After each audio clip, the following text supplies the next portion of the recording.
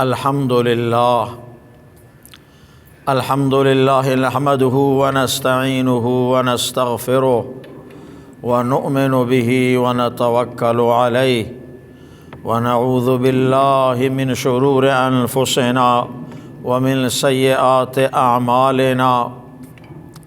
من يهده الله فلا مضل له ومن يضلله فلا هادي له، ونشهد أن لا إله إلا الله وحده لا شريك له، ونشهد أن سيدنا وسندنا ومولانا محمدا عبده ورسوله. أما بعد، فأعوذ بالله من الشيطان الرجيم. بسم الله الرحمن الرحيم. سبحان الذي أسرى بعبده ليلا من المسجد الحرام أسرى بعبده ليلا من المسجد الحرام إلى المسجد الأقصى الذي باركنا حوله لنريه من آياتنا. صدق الله العظيم. وقال الله تبارك وتعالى في شأن نبيه الكريم: إن الله وملائكته يصلون على النبي يا أيها الذين آمنوا صلوا عليه وسلموا تسليما. اللهم صل وسلم وبارك على سيدنا ونبينا ومولانا محمد وعلى آله وصحبه أجمعين.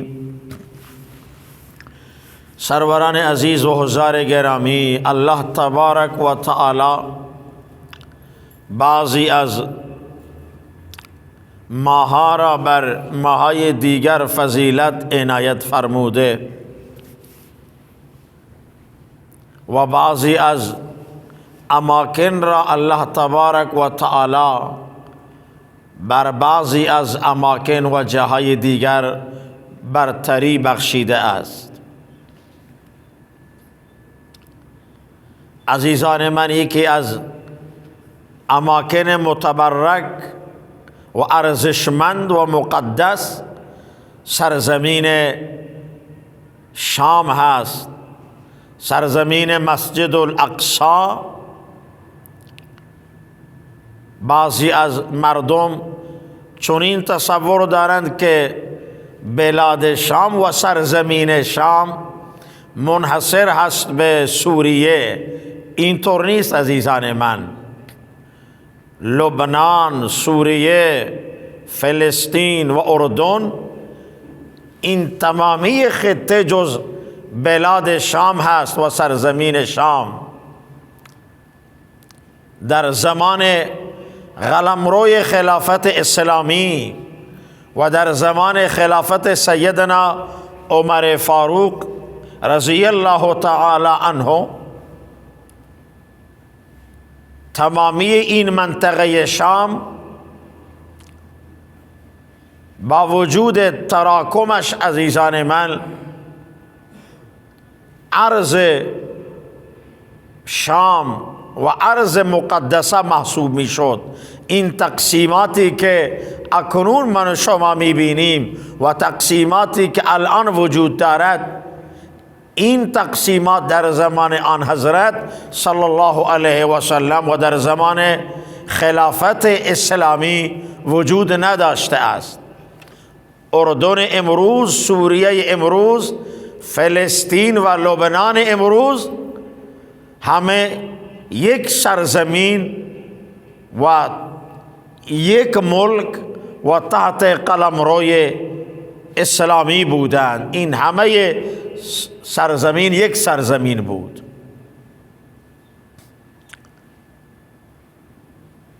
الله تبارک و تعالی عزیزان من به بعضی از جاها تقدس و ارزش عنایت فرموده اند. و در رابطه با تقدس و ارزشمندی سرزمین شام دهها آیه قرآن عظیم و شان صراحتاً و اشارتاً دلالت دارد و همچنین احادیث گوهربار آن حضرت صلی الله علیه و سلم بر تقدس این سرزمین دلیل صریح هستند. تقریباً در بیش از 10 آیه قرآن اشاره شده است که این سرزمین سرزمین مبارکی است، سرزمین مقدسی است. حضرت رسول اکرم صلی الله علیه و سلم برای مبارک بودن این سرزمین دعای خیر فرمودند. اللهم بارک لنا فی شامنا. راوی این حدیث حضرت عبدالله ابن عمر رضی الله تعالی عنه است که آن حضرت صلی الله علیه و سلم دعا فرمودند پروردگارا در سرزمین شام ما برکت عنایت بفرما. سرزمین بسیار مقدسی است، سرزمین ارزشمندی است و جای تأسف دارد که امروز ما مسلمانان در مورد فضیلت و جایگاه و تقدس و ارزشمندی این سرزمین اطلاع نداریم عزیزان من، الا ماشاء الله. و بسیاری اصلا در این بحث فرو نرفتند به اصطلاح و در تمام زندگی روی نیاوردند به این مسئله و جستجو و کنجکاوی نداشتند که سرزمینی که مسجد الاقصی در آن بنا شده است، این سرزمین چه سرزمینی است، چه تقدسی دارد. عزیزان من، بزرگترین مدفن انبیا علیهم السلام همین سرزمین شام است. در هیچ جای دنیا عزیزان من شما نقطه ای را نمی توانید پیدا کنید که به این کثرت انبیاء علیهم السلام آنجا مدفون باشند به جز از سرزمین شام. و این سرزمین سرزمین خاستگاه بسیاری از انبیاء علیهم السلام است. به تعداد بالایی انبیاء علیهم السلام از این سرزمین به دنیا آمدند. زادگاه بسیاری از انبیاء این سرزمین است، خاستگاه بسیاری از انبیاء علیهم السلام همین سرزمین است. و انبیایی که از این سرزمین عزیزان من برخاستند نهایتا همین جا از دنیا رفتند و در همین خاک مقدس اینها دفن شدند. و حتی بعضی از انبیا که در مناطق دیگر مبعوث شدند و در مناطق و ممالک دیگری مسئولیت تبلیغ را از جانب الله بر عهده داشتند، نهایتا هجرت کردند و به سرزمین شام تشریف آوردند و همین جا زندگی خود را به پایان رسانیدند و همین جا و در همین خاک مقدس مدفون شدند. بزرگترین مدفن انبیاء علیهم السلام عزیزان من همین سرزمین شام هست. امروز اگر ما با مدینه الرسول محبت داریم، با شهر زیبای مدینه منوره محبت داریم، دلیلش این است که مدینه منوره هجرتگاه حضرت رحمت للعالمین صلی الله علیه و سلم است و مسکن آن حضرت است و نهایتا مدفن آن حضرت صلی الله علیه و سلم. دلیل محبوبیت و تقدس مدینه منوره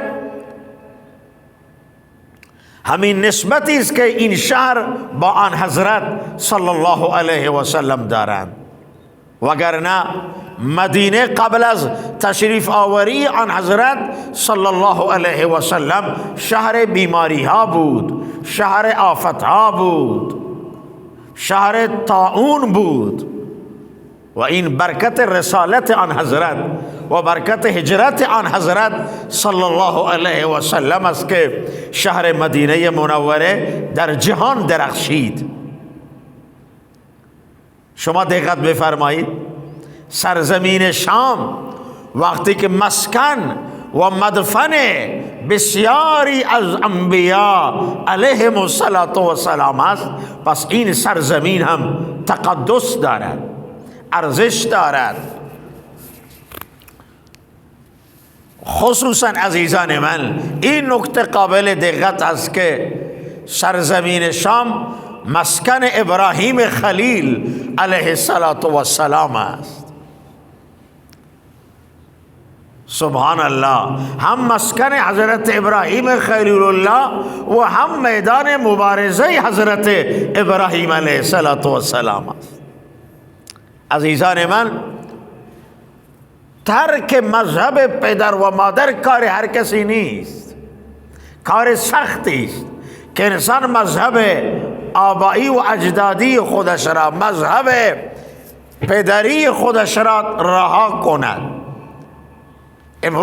همین امروز هستند انسانهایی در دنیا دارای یک سری افکار و اعتقاداتی هستند و دارای یک مذهبی هستند که عقل آنها آن مذهب را تایید نمی کند و آنها به خوبی می دانند که این گرایش فکری و این اعتقادات و این مذهب آنها با عقلشان درست در نمی آید و عقل آن را تایید نمی کند، اما تنها به خاطر یک دلیل همان مذهب باطل را دنبال می کنند و همان اعتقادات باطل را عزیزان من دنبال می کنند. دلیل همین است که پدر و مادر من بر این مذهب بودند. بنده مدتی در هندوستان زندگی کردم. همین هندوها عزیزان من که مرده های خود را آتش میزنند، اینها میدانند از لحاظ عقلی که این کار هیچ توجیه عقلانی ندارد و عقل آن را تایید نمی کند. همینطور برخی ها گاو پرستی دارند، گوساله پرستی دارند، عقل آنها این مذهب را تایید نمی کند، اما صرفاً به خاطر این که مذهب آبایی و اجدادی آنهاست این مذهب را رها نمی کند. انسانهای دانشمندی که سواد بالایی دارند و سیاست مدارند در دنیا، از لحاظ سواد سیاست و حکمرانی و مدیریت کشور در سطح خیلی بالایی قرار دارند، اما میبینی که گاو را پرستش میکنه، پدرش، مادرش، فرزندش فوت میکنه، جسدش را آتش میزنه، اما از لحاظ سواد روز خیلی در سطح بالایی قرار دارند. علتش تنها این است که آنها بر مذهب پدر و مادر خود پایبندند. و ابراهیم علیه السلام عزیزان من در فضایی چشم میگشاید و در فضایی به نوجوانی میرسد که همه این فضا آلوده است با شرک و با بت پرستی، که مردم خدایان خود را با دست می سازند و با دست می تراشند و در مقابل آن رکوع می کنند، سجده می کنند و استمداد می کنند از یک بت، از یک سنگ که تراشیده دست آنهاست. و مذهب آبایی ابراهیم علیه السلام، مذهب پدری و مادری حضرت ابراهیم علیه السلام همین مذهب بت پرستی است. و ابراهیم علیه السلام در چنان فضایی چشم به جهان میگشاید عزیزان من، و مذهب پدری و مادری را رها میکند و تنها در این میدان مبارزه میکند با شرک و بت پرستی. این کار آسانی نیست عزیزان من. ترک مذهب پدر و مادر کار هر کسی نیست.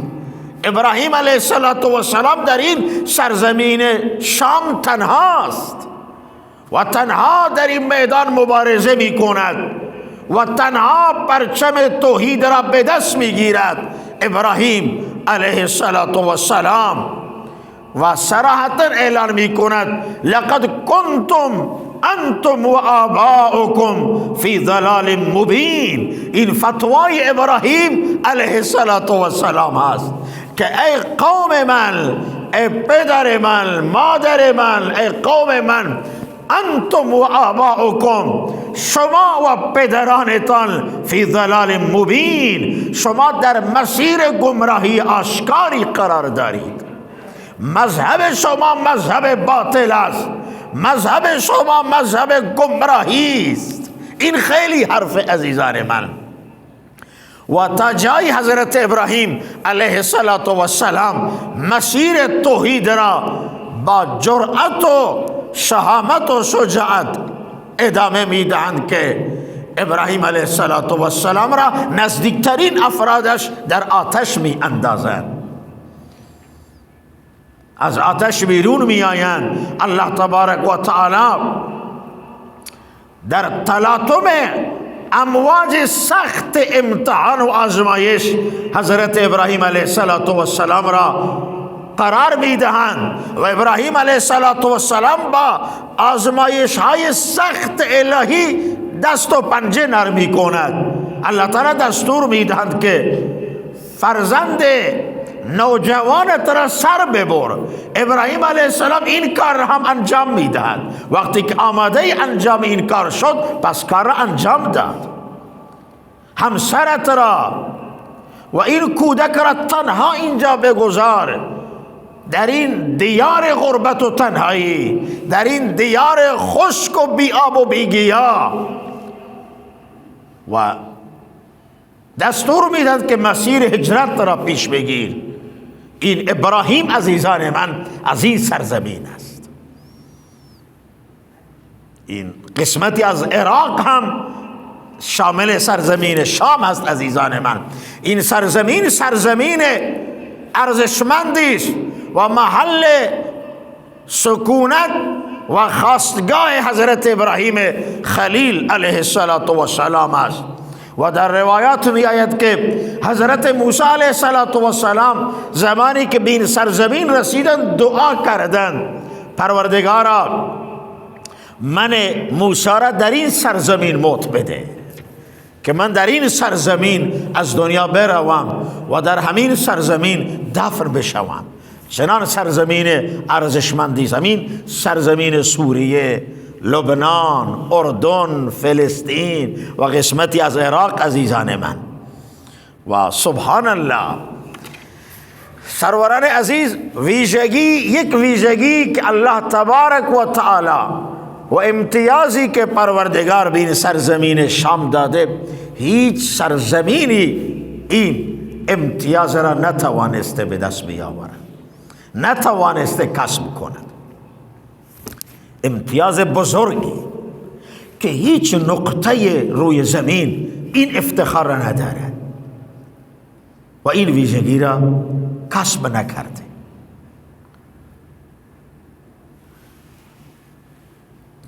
سرزمینی که تمامی انبیا علیهم السلام از حضرت آدم تا خاتم النبیین صلی الله علیه و سلم در آن یک جا جمع شدند در یک وقت و در یک جماعت نماز خواندند، همین سرزمین شام است. در شب معراج همه انبیاء علیهم السلام در گوشه از این سرزمین، در نقطه از همین سرزمین جمع شدند و در اقتدای آن حضرت همه بخوانی صلی الله علیه و سلم نماز خواندند.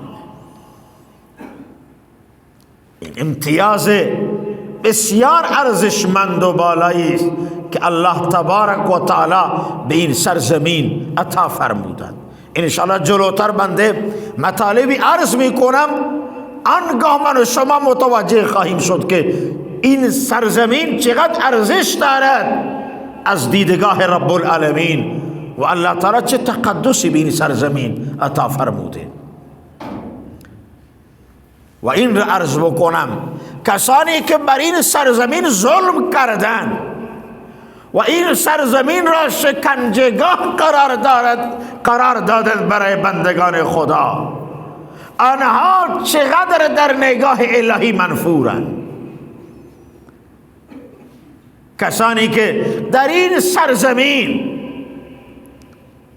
ظلم و تجاوز و تعدی را در پیش گرفتند، سیاه چال اینجا ساختند، زندانهای مخوف ساختند، انسانیت را تحت شکنجه های شدید قرار دادند و این سرزمین مقدس را محل ظلم و زور و غارتگری و تعدی و تجاوز قرار دادند.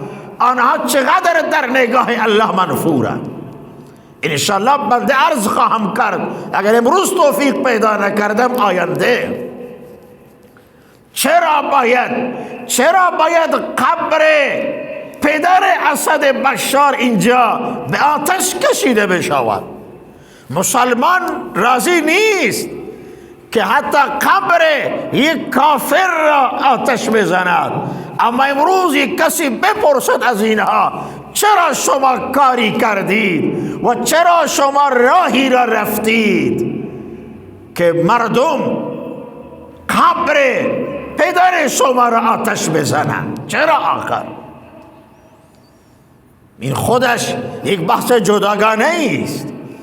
این سرزمین مقدسه و مردم این سرزمین بندگان الله هستند و ویژگی دارند. الله تعالی به آنها کرامت بخشیده. الله تعالی صلاحیت های ارزشمندی به ملت و مردم سرزمین شام و سوریه عطا فرموده.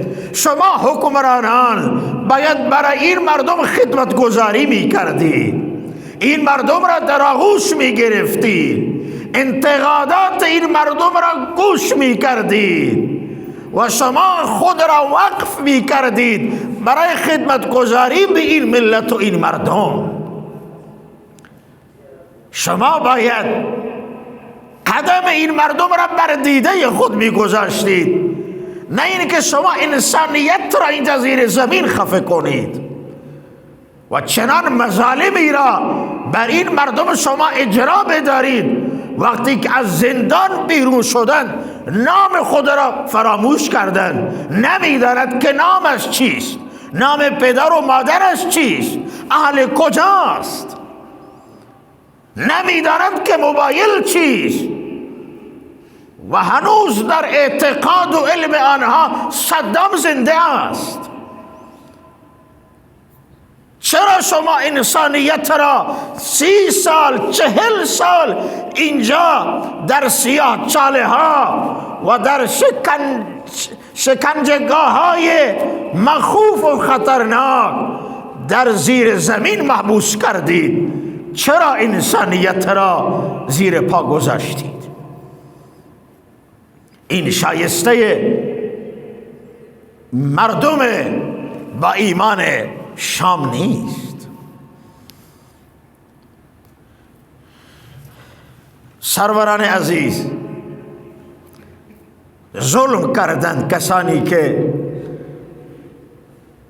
در سرزمین شام مسیر تعدی و مسیر ظلم را در پیش گرفتند، انسانیت را به زانو انداختند و به جای آبادانی شهرها زندانها را آباد کردند. کسانی که خود را حاکم مطلق این دیار می دانستند. تاریخ در حال رقم خوردنه، در حال رقم خوردنه و تاریخ هرگز فراموش نمی کند. چرا شما برای خود چنان وضعیتی را به وجود بیاورید که قبر پدران شما به آتش کشیده بشوند، شما فراری بشوید؟ چرا آخر میخواستید به کجا برسید؟ شما چه هدفی را دنبال کردید و برای رسیدن به کدامین هدف شما کشور خود را از دست دادید، متواری و فراری شدید و شما سبب شدید که مردم تربت پدران شما را به آتش بکشند. کسانی که امروز قبر پدرشان به آتش کشیده شد خود آنها بودند که با دستان خود این قبرها را آتش زدند. حضرت رسول اکرم صلی الله علیه و سلم ارشاد فرمودند که شما پدر و مادر خود را دشنام ندهید، نسبت به پدر و مادر بدزبانی نکنید، بدکلامی نکنید. صحابه می پرسد یا رسول الله صلی الله علیه و مگر امکان داره که کسی به پدرش دشنام بده؟ حضرت فرمودند وقتی که شما به پدران دیگران دشنام می دهید، آنها در جواب به پدران شما هم دشنام می دهند و شما سبب شدید که مردم پدران شما را بد و بیراه بگویند. باید پرسید این سوال را و باید جستجو کرد این واقعیت را. چرا قبر پدران شما را مردم آتش زدند؟ چرا؟ این همه درس است. اهل دنیا و همه ما باید عبرت بگیریم. عزیزان من،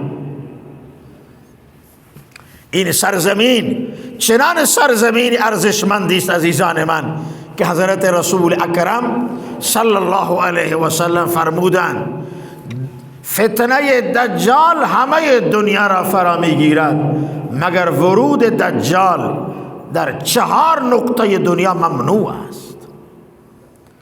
فرشتگان اجازه نمیدهند که دجال در این 4 نقطه زمین وارد شوند. بیت الله الحرام و شهر زیبای مدینه الرسول علی صاحبها الف صلات و سلام. حضرت فرمودند دجال میخواهد که ورود پیدا کند در شهر مدینه منوره.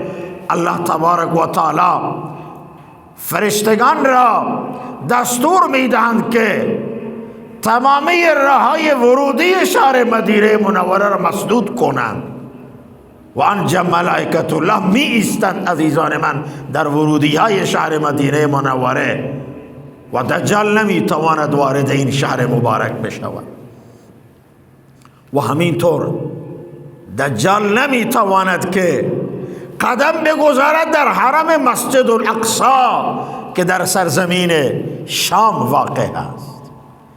چنان جایگاه ارزشمندی است.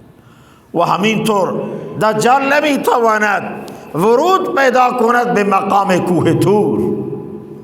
این 4 مکان در نگاه رب العالمین بسیار ارزش دارد.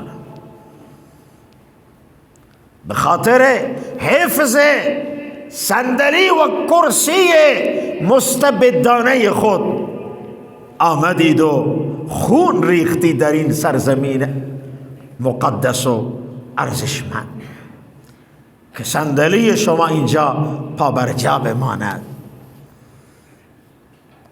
نتیجه ظلم همین شد که صندلی هم از دست رفت و شما هم متواری شدید و ان شاء الله العظیم اینها در هیچ جای دنیا امنی نخواهند داشت. بگوید انشاءالله. انشاءالله.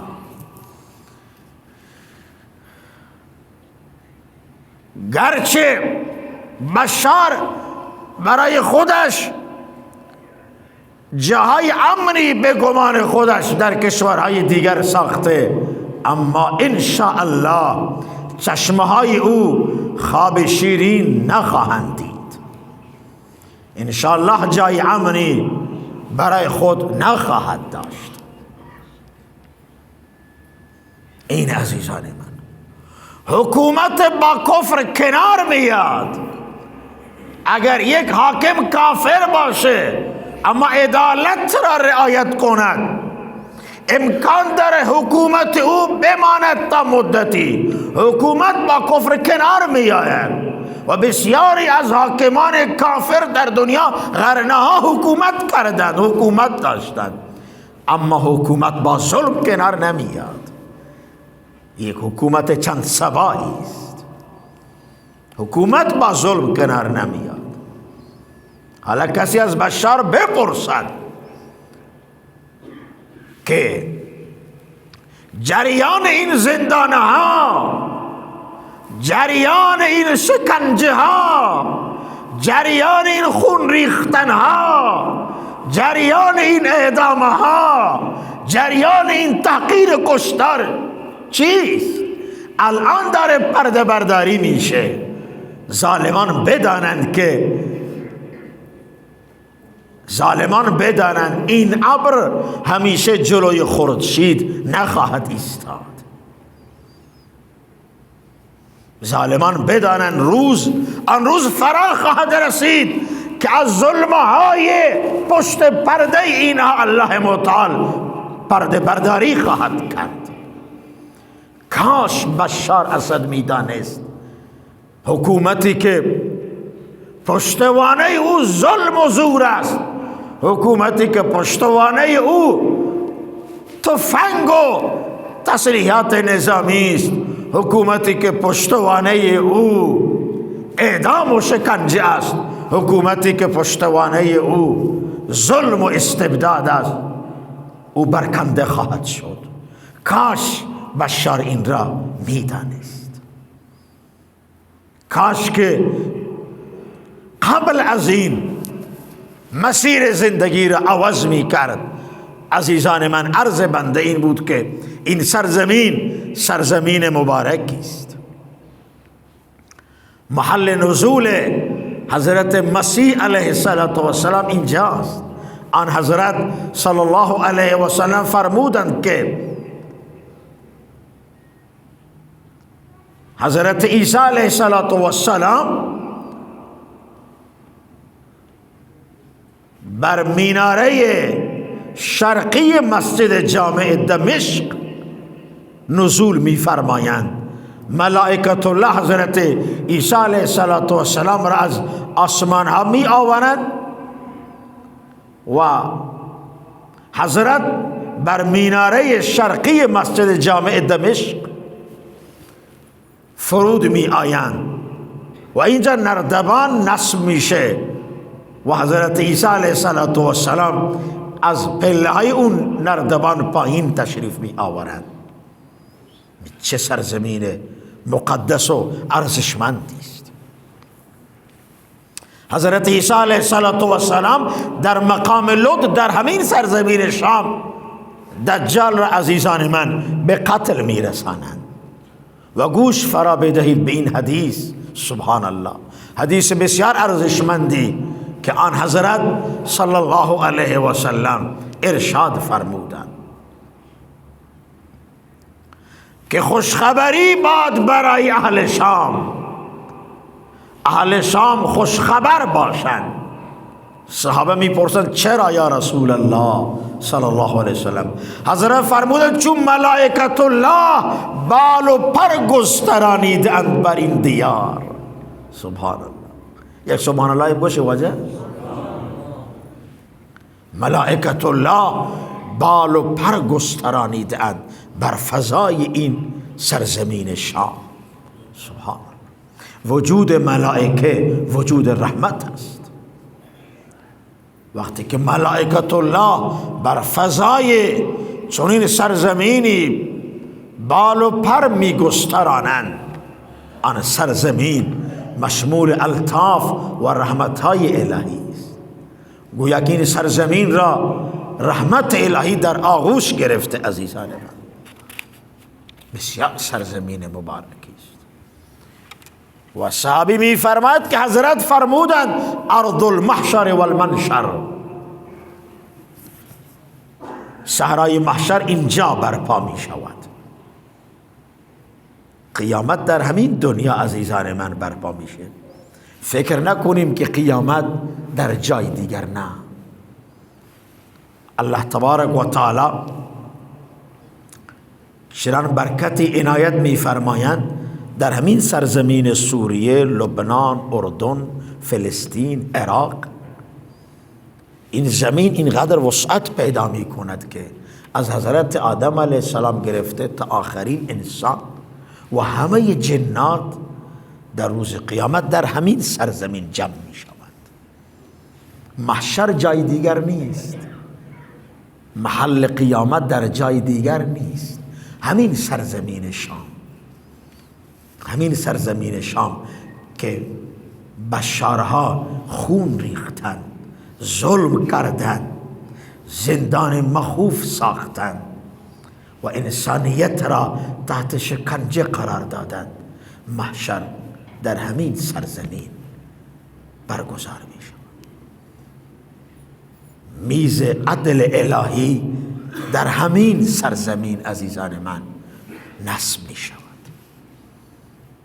سرزمینی است که دادگاه الهی در همین سرزمین تشکیل می شود. ارض المحشر والمنشر. فرصت من و شما به پایان رسید. حضرت امام احمد بن حنبل، همه بگوید رحمه الله تعالی، کاش یک لیوان آب بیاورتیم. آپا غلام رسول ایده یه رکن دستگاه آپا وا ها جزاکم الله. درود شریفانی واجه.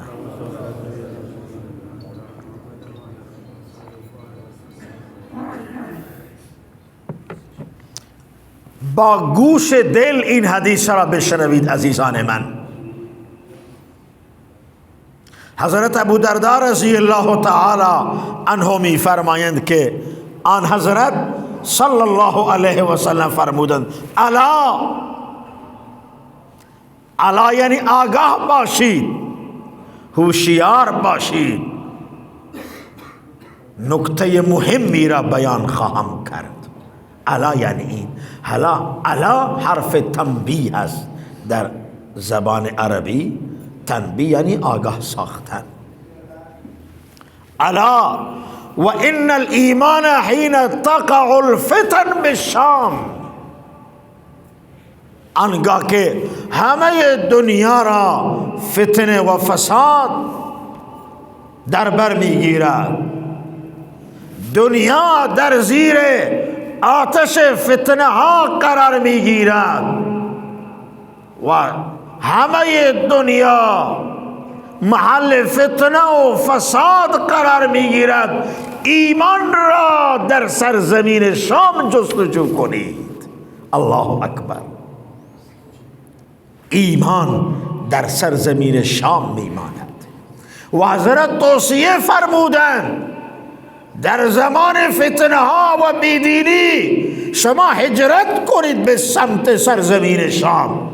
و به همین خاطر امروز عزیزان من شما مدفن بسیاری از صحابه را در سرزمین شام پیدا می کنید.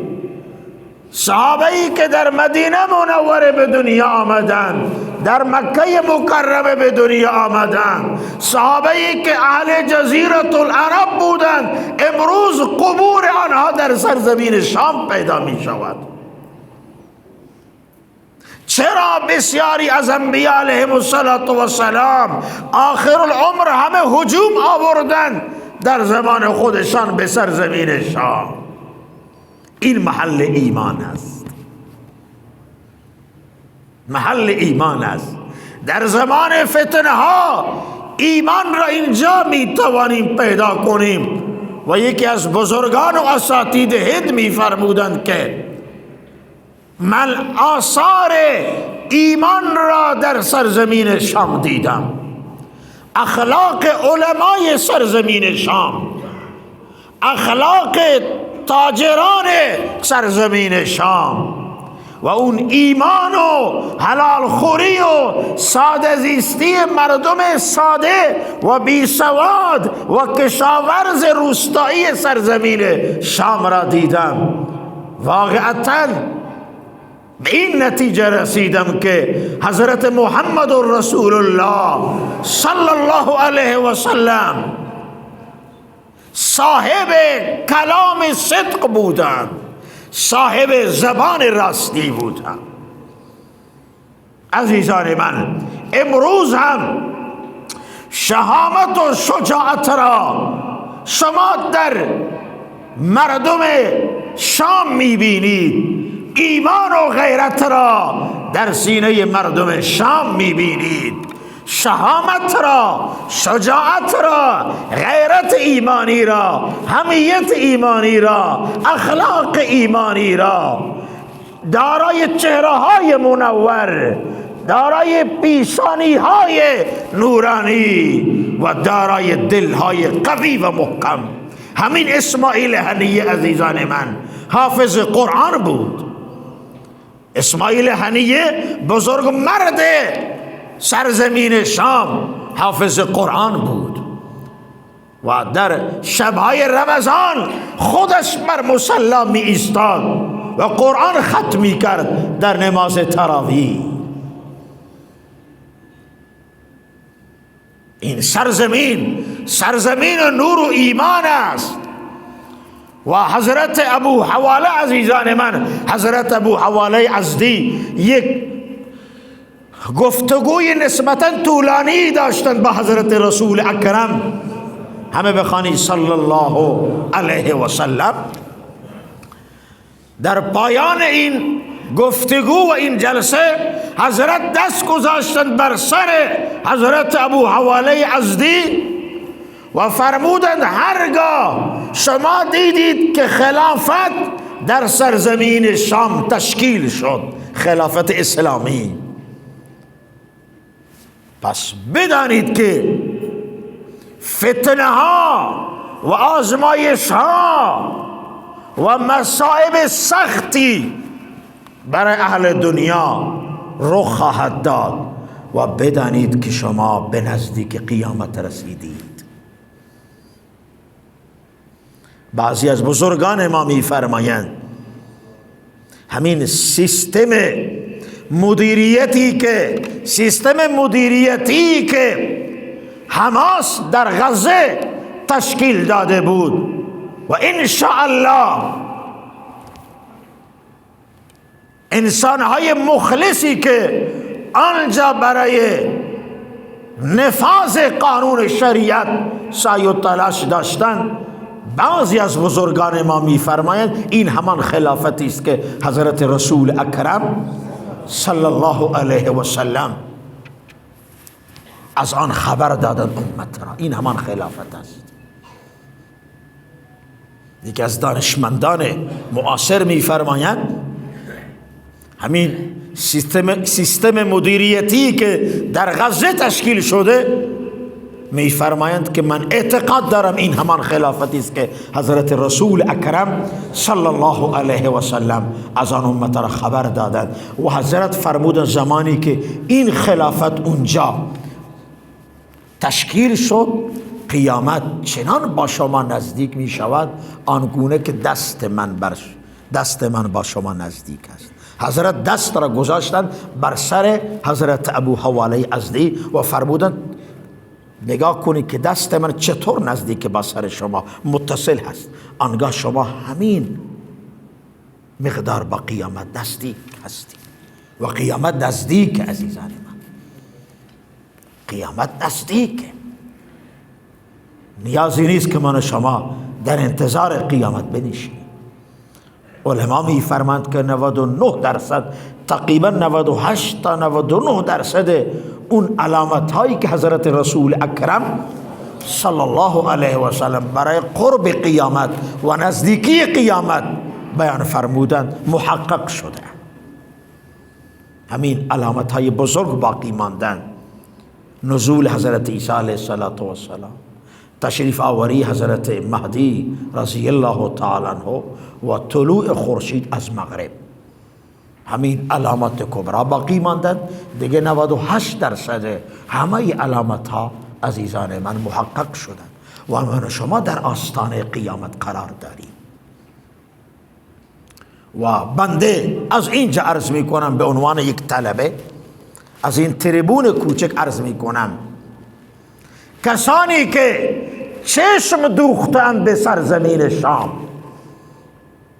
کسانی که چشم دوختند به سرزمین شام و کسانی که و قدرت‌هایی و تشکیلاتی در دنیا که برنامه ریزی دارد برای سرزمین شام، غربی ها، شرقی ها، شمالی ها و جنوبی ها، همه باید بدانند ای شرقی ها، غربی ها، شمالی ها، جنوبی ها، هر کسی از شما چشم دوخته به سرزمین شام و برنامه دارد برای سرزمین شام، بداند همان خواهد شد که الله خواسته است. درست دوستان یا نه؟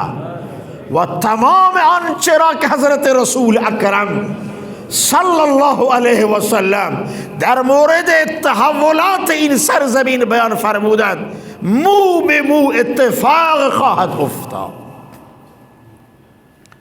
اهل دنیا بداند سرزمین شام سرزمین اسلام است و سرزمین خلافت اسلامی است. بنده نمیگویم که الان خلافت اسلامی آنجا تشکیل شده، صاحب نظر نیستم و نمیتوانم همچنین نظری را مطرح کنم، اما با ایمان و اعتقاد میگویم که انشاءالله العظیم خلافت مستحکم اسلامی در سرزمین شام تشکیل خواهد شد انشاءالله. انشاءالله بکنی لاله قبرستانی و نیدن، قبرستان سر و صدایی نه. این سرزمین انشاءالله سرزمین اسلام است و اینجا اسلام پیشرفت خواهد کرد. اینجا اسلام خودش را به جهانیان نشان خواهد داد. تمامی قدرت‌های جهانی اینجا شکست خواهند خورد. اینجا بر قدرت اسلام خواهد بود و مجاهدین اسلام انشاءالله پرچم اسلام را اینجا بلند خواهند کرد. قدرت شام عزیزان من قدرت زورگویان نخواهد بود، قدرت ظالمان نخواهد بود، قدرت مستکبران و مستبدان نخواهد بود. انشاءالله پرچم خلافت اسلامی در این سرزمین به اهتزاز در خواهد آمد انشاءالله. زمان را الله بهتر می‌داند، زمان را الله بهتر می‌داند، اما همه باید ناامید بشوند. اینجا امیدوار تنها اسلام است. بگوید انشاءالله. امیدوار تنها اسلام هست عزیزان من و این سرزمین سرزمین اسلامه. و هر کسانی که در این سرزمین ظلم کردند، در این سرزمین استبداد داشتند و هر کسانی که آه و ناله مردم شام را در آوردند و کسانی که اشک مردم شام را ریختند، کسانی که دلهای مردم شام را زخمی کردند، کسانی که خونه های مردم شام را ریختند، کسانی که مردان آزاد مرد و زنان سربلند شام را به اسارت گرفتند و کسانی که این سرزمین معمور و سرزمین منور و مقدس را آماجگاه ظلم قرار دادند، ان شاء الله گور پدران آنها در این سرزمین به آتش کشیده خواهد شد ان شاء الله العظیم. این صدای حق است ان شاء الله و منتظر باشیم برای آینده نزدیک که صحنه کامل ظلمها نمایان می شود. منتظر آن روزی باشیم که پرده ها به طور کامل برداشته شود و آنگاه می دانیم که در زندان های شام چه گذشته، در شکنجهگاه های سوریه چه شده. الله متعال در همه ممالک دنیا امن و ایمان را استحکام عنایت بفرماید. الله متعال وطن عزیز من و شما را هم از تمام فتنهای داخلی و خارجی محفوظ بدارد و همه مشکلات را الله تبارک و تعالی حل بفرماید. بنده خیلی سخن داشتم امروز در مورد این سرزمین و فرصت به پایان رسید. از عزیزان میخواهم که انشاءالله اگر این سخنان شکسته بنده در فضای مجازی پخش شدن حتما انشاءالله استفاده بفرمایید. بسیاری از دوستان دیر آمدن. درود شریف بخوانید.